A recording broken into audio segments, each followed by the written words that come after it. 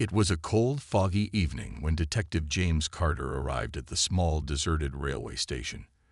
The station, known as Elmwood Junction, was an old, crumbling building that had been abandoned for years. But tonight, it was the center of a mystery that had brought Carter here. A local businessman, Mr. Harold Grayson, had been found dead on the platform earlier that day. The police had ruled it an accident, but Grayson's daughter, Clara, was convinced it was murder. She had begged Carter to investigate, and he couldn't resist the challenge. As Carter stepped onto the platform, the fog swirled around him, making it hard to see more than a few feet ahead. The station was eerily quiet, except for the occasional creak of the old wooden boards.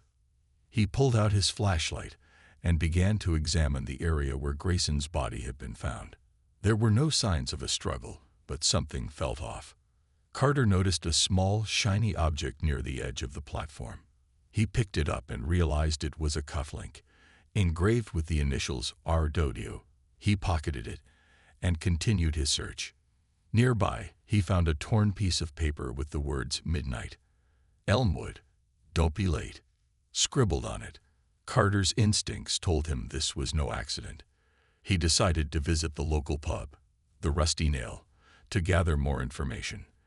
The pub was warm and bustling, a stark contrast to the desolate station. Carter ordered a drink and struck up a conversation with the bartender, who recognized him immediately. "You're here about Mr. Grayson, aren't you?" the bartender asked, lowering his voice. Carter nodded.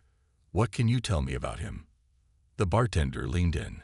Grayson was a wealthy man, but not well-liked. He had a lot of enemies, especially after he fired half his staff last month. Rumor has it, he was involved in some shady business deals too. Carter's ears perked up. "Do you know anyone who might have wanted him dead?" The bartender hesitated. "Well, there's Richard Wells. He used to work for Grayson, but they had a falling out.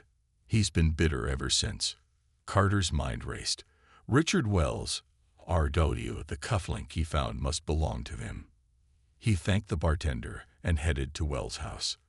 Wells was a tall, thin man with a nervous demeanor. When Carter showed him the cufflink, Wells' face turned pale. "That's mine," he admitted. "But I didn't kill Grayson. I was at the station last night, but only because he asked to meet me. He said he wanted to make amends. When I got there, he was already dead. I panicked and ran." Carter studied Wells carefully. He seemed sincere, but something still didn't add up. Why would Grayson want to meet you at an abandoned station in the middle of the night? Wells shrugged. "I don't know. He said it had to be private." Carter left Wells' house, more confused than ever. He decided to revisit the station one more time. As he walked along the platform, he noticed something he had missed earlier. A faint set of footprints leading away from the platform and into the woods. He followed the trail, which led him to a small, hidden shed. Inside, he found a stack of documents detailing illegal business transactions involving Grayson and several prominent locals. Among the papers was a letter addressed to Grayson, threatening to expose him unless he paid a large sum of money. The letter was unsigned, but the handwriting matched the note Carter had found earlier. Suddenly, the pieces fell into place. Grayson had been blackmailed, and his meeting at the station was an attempt to confront the blackmailer. But things had gone wrong, and Grayson had been killed. Carter returned to the pub and confronted the bartender, who broke down and confessed.